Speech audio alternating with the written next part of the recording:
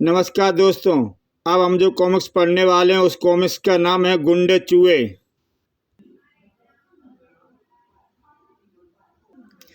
अपने बारे में तो हर कोई सोचता है, अपने लिए तो हर कोई करता है, लेकिन करोड़ों में से एक होता है जो अपना जीवन दूसरों की भलाई के कामों में बिताता है। ऐसे ही है प्रोफेसर गुलगपाड़ा, जो किसी महान आविष्कार की खोज में जुटे हैं। वह मुझे पता चल गया है कि एक गिलास पानी को 10 बार गर्म किया जा सकता है। मुझे ये भी पता चल गया है कि कोई व्यक्ति जब एक कप चाय पीता है तो वास्तव में वो एक कप चाय नहीं पीता बल्कि आधा कप पीता है, क्योंकि बाकी आधी चाय तो वाष्प बनकर उड़ जाती है। एक माह से बिना धुली जुर्राब क्लोरोफॉर्म से भी ज़्यादा असर करती है, जिसे सूंघकर कोई भी व्यक्ति बेहोश हो सकता है। और अगर इस जुर्राब को किसी की नाक के पास बांध दिया जाए तो उसकी मौत फांसी से भी कम समय में हो जाती है। मेरे प्रयोग की कोई था नहीं। मैंने ये भी लगा लिया है कि चूहा आदमी से नहीं डरता, वो डरता है उसके हाथों आने वाली अपनी मौत से। ही। मेरी नई नई खोजों पर लिखी गई ये किताब पूरी होने वाली है, और पूरी हो गई तो मेरी किताब। अरे वाह, तुम बड़े सही मौके पर आए हो। अपनी किताब पूरी होने की खुशखबरी मैं सबसे पहले तुम लोगों को ही देना चाहता था, क्योंकि तुम हो मेरी प्यारी बीबी रुबाली देवी, और तू है मेरा प्यारा बेटा बटन कुमार, और तू है मेरी प्यारी लाड़ो बेटी फैनी। यस पापा, हमें इसी दिन का इंतजार था पिताजी। आपको पता भी है आपके प्रयोगों के दौरान हमारी इस प्रॉपर्टी की कितनी कीमत हो गई है। पूरी 1,50,00,000 यानी 1.5 करोड़।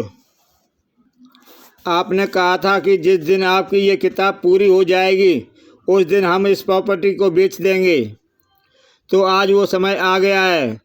इस फटीचा जायदाद को बेचकर हमें खंडाला में एक बंगला लेंगे, घूमेंगे फिरेंगे, ऐश करेंगे, और क्या। ही। हाँ जी, हमारा बेटा ठीक कहता है, मुझे मंजूर है। मैं अभी किसी प्रॉपर्टी डीलर को लाकर ये पुराना बंगला दिखा देता हूँ, ताकि वो फौरन इसका ग्राहक ढूंढना शुरू कर दें। ही। आओ माँ। 1.5 करोड़। ही 1.5 करोड़, वाह। 1 लाख में 100 के नोटों की 10 गड्डियाँ होती हैं, 10 लाख में 100 गड्डियाँ, 1 करोड़ में 1,000 गड्डियाँ, और 1.5 करोड़ में 1,500 गड्डियाँ। और इस किताब से मुझे जो कमाई होगी वो अलग, जो नाम होगा वो अलग। ही। और ये सब हुआ मेरे इस लक्की सिल्क के ओवरकोट के कारण, जो मुझे मेरी बीवी ने हमारी शादी की प्रथम वर्षगांठ पर दिया था। उसके बाद ही मैंने ये प्रयोग करने शुरू किए और किताब लिखनी शुरू की। कोट मेरा लक्की कोट, जिसे मैंने नहाते वक्त भी नहीं कभी उतारा। ही। इसे मैं मरने के बाद भी नहीं उतारूंगा। ही। लेकिन काश प्रोफेसर उस हैरान अंग्रेज दृश्य को देख लेता। अरे ये कपड़ा जलाने की गंध कहाँ से आ रही है? अरे आईने में धुआं कहाँ से दिख रहा है?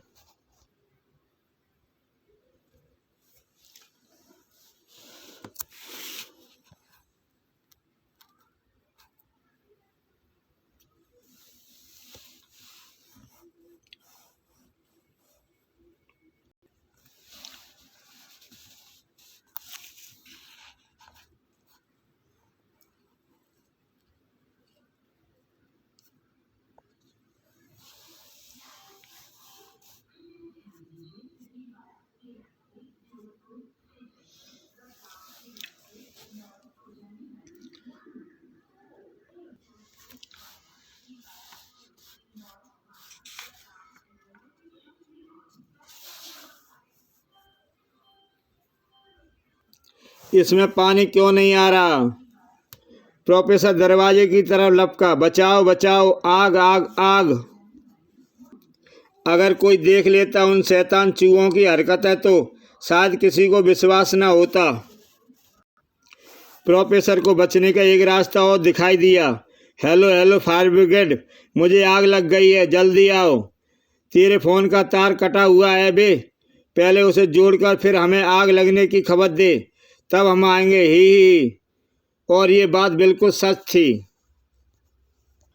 इसी के साथ हवेली में खामोशी छा गई। लेकिन ये खामोशी इंसान की आवाज़ों की खामोशी थी, चूहों की नहीं। ऐसा लग रहा था मानो उन सफ़ेद चूहों ने नेतृत्व में बाकी चूहे प्रोफेसर गुलपाड़ा की मृत्यु पर खुशी प्रकट कर रहे थे। अगले दिन देश के साथ साथ गमराज और सकालू ने भी प्रोफेसर गुलगपाड़ा की दर्दनाक मौत के उस समाचार को पढ़ा। सकालू, अगर ये प्रोफेसर जिंदा रहता तो इसका फ्यूचर प्लान नालों में पानी से पेट्रोल बनाने का था।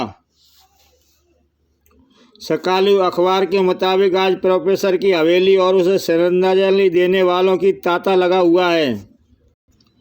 गुरु, फिर तो हमें भी जाना चाहिए। मैं भी यही कहने वाला था। यमुंडा जल्दी आ। हमारे देश का एक महान वैज्ञानिक हमें छोड़कर चला गया। हमें उसे श्रद्धांजलि देने जाना है। आया स्वामी, धीरे धरो। जल्दी दोनों यमुंडा कार पर सवार होकर प्रोफेसर गुलगपाड़ा की हवेली की ओर चल पड़े।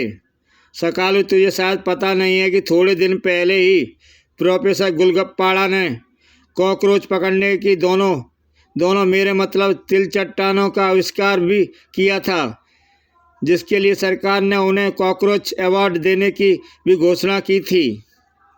वाकई बहुत महान थे प्रोफेसर गुलगपाड़ा।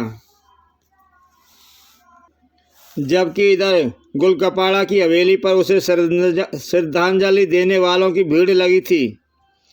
जब तक सूर्यास्त रहेगा तब तक तेरा नाम रहेगा, प्रोफेसर गुलगपाड़ा जिंदाबाद। जबकि अंदर, माँ, कल तक पापा क्या थे और आज क्या हो गए। अगर पापा कुछ दिन और रुक कर मरते तो हम उनकी अंतिम संस्कार चंदन की लकड़ियों की चिता में करते। उनकी शव यात्रा बड़ी धूमधाम से निकालते। हम अजीवाला से आए हैं, जहाँ सैकड़ों अजीब वस्तुएं रखी जाती हैं। हम प्रोफेसर साहब की जली खोपड़ी और बची अस्थियां अजीवालय में रखने की परमिशन आपसे लेना चाहते हैं। Permission granted, thank you. हम अपना सामान ले जाने कल आएंगे।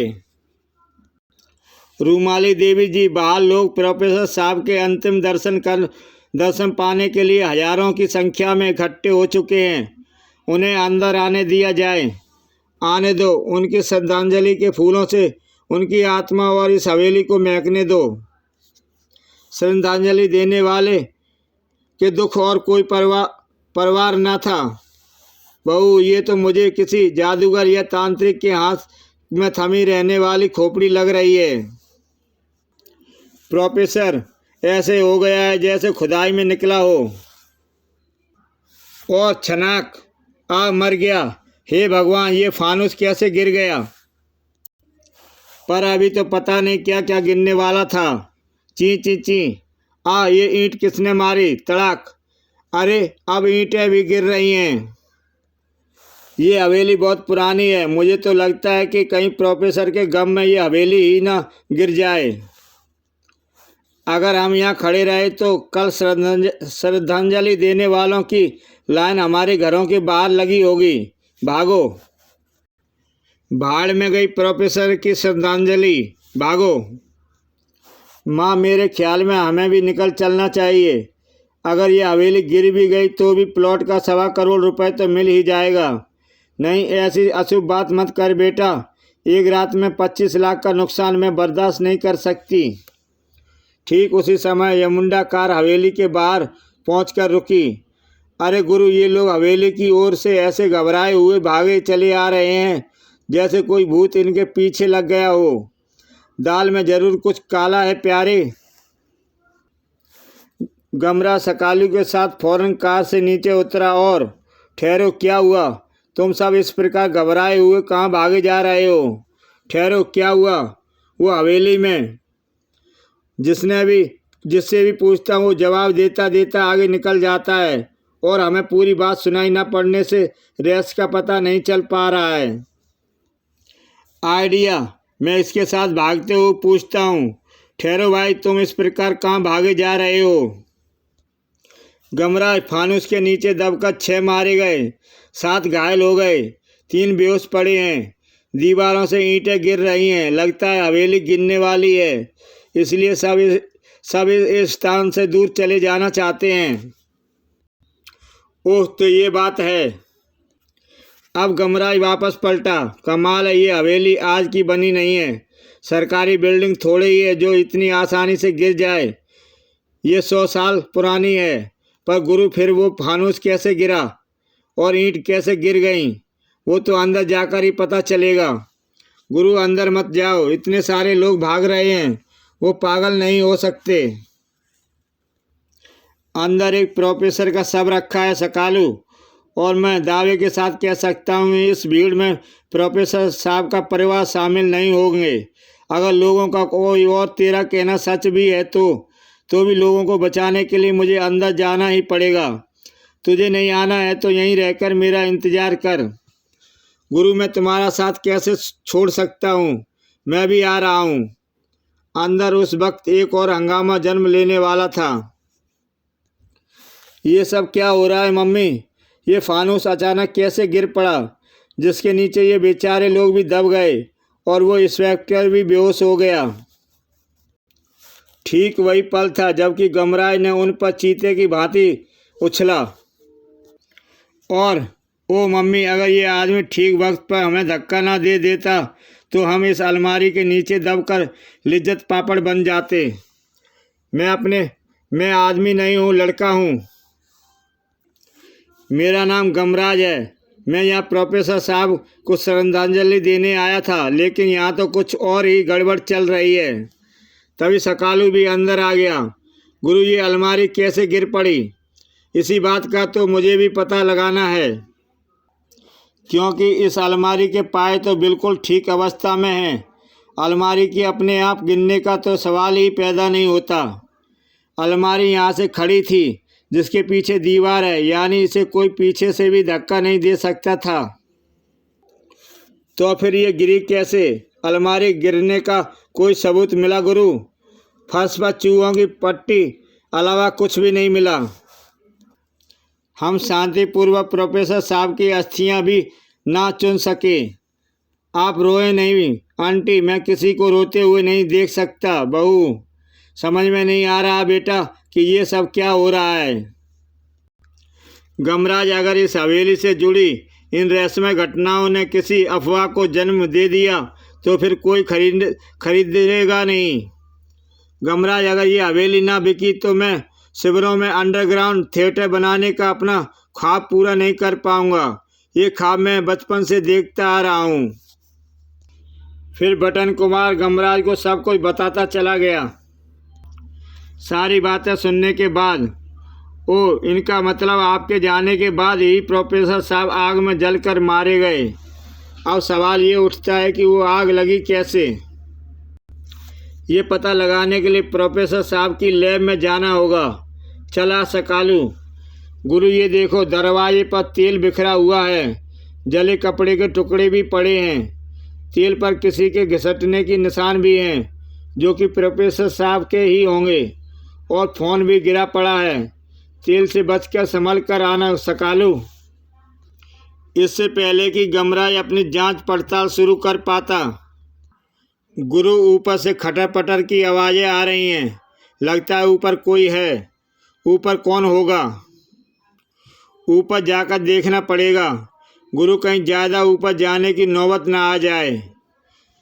तू तो हमेशा ही शंका रहता है। चुपचाप चला। ऐसी घटनाओं में दिल मजबूत होता है। जब ऐसी घटनाएं होती हैं तो दिल मजबूत होता है। और तभी अब तो एक ही काम हो सकता है गुरु, ऐसी घटनाओं के लिए दिल मजबूत हो ना हो, पर सिर जरूर मजबूत होना चाहिए। क्योंकि वो देखो, वो भारी भरकम ड्रम हमारी तरफ लुढ़का चला आ रहा है और उसकी लुढ़कने की तेज़ी बता रही है कि हम इससे बच नहीं सकते। रेलिंग पर जंप। ड्रम नीचे पहुंचकर ही रुका। क्या हुआ? क्या हुआ? कुछ नहीं हुआ। ड्रम लुढ़का है। अरे सकालू, कहाँ गया? मैं यहाँ हूँ गुरु। छलांग थोड़ी ज़्यादा लग गई मुझे, बचाओ।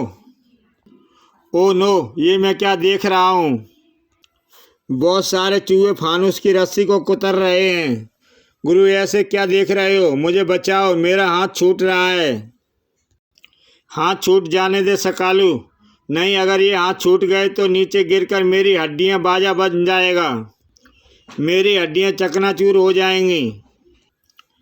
वो तो वैसे भी बजने वाला है। ठहर, मैं कुछ करता हूँ।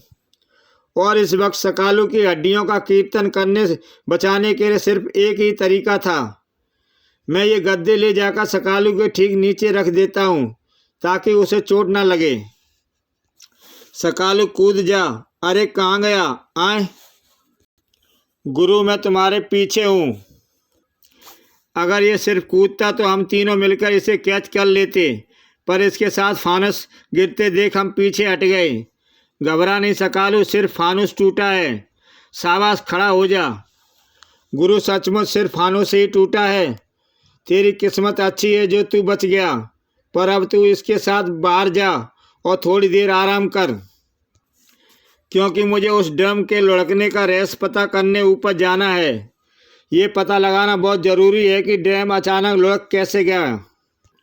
ड्रम इधर से ही लुढ़ककर सीढ़ियों की तरफ आया था, यानी कि उसे यहाँ से किसी ने धक्का दिया था। पर यहाँ कोई आदमी होता तो ड्रम धकेलने के बाद भागता हुआ हमें ज़रूर दिखाई पड़ता। तो फिर वो कौन थे? यहाँ भी चूहों की ढेरों पड़ी हैं पोटियाँ, जैसे उस अलमारी के पास भी थी। अचानक प्रोफेसर साहब की फैमिली पर गिरने वाली थी। और सकालू जिस फानुस पर लटका था उसकी रस्सी को भी चूहों ने काटा। तो क्या ड्रम और अलमारी चूहों ने धकेली? नहीं, असंभव। चूहे ऐसा नहीं कर सकते। और तभी गमराज बुरी तरह चौंक पड़ा। अरे ये क्या? ये तो मिट्टी का तेल की गंध है। मुझ पर केरोसिन कौन गिरा रहा है? अरे बाप रे, जलती तीली लिए बैठा चूहा। ऊपर के नज़ारे ने गमराज के होश उड़ा दिए, क्योंकि चूहे के पंजे में दबी थी जलती हुई दिया सलाई, जिसे उसने नीचे उछाल दिया। भाग बेटा गमराज, कहीं ये जलती तीली तुझे छू गई तो तू बिना लकड़ियों के ही तेरी चिता जल जाएगी। इसका एहसास गमराज को जल्दी हो गया। ये क्या? नहीं, ये नहीं हो सकता। मेरी आंखें जरूर कोई सपना देख रही हैं। मगर तब तक देर हो चुकी थी। ऐसा क्या देख लिया था गमराज ने कि बुरी तरह भौचक्का हो उठा था? चूहों का क्या रहस्य था? क्या प्रोफेसर गुलपाड़ा की हवेली बिक सकी?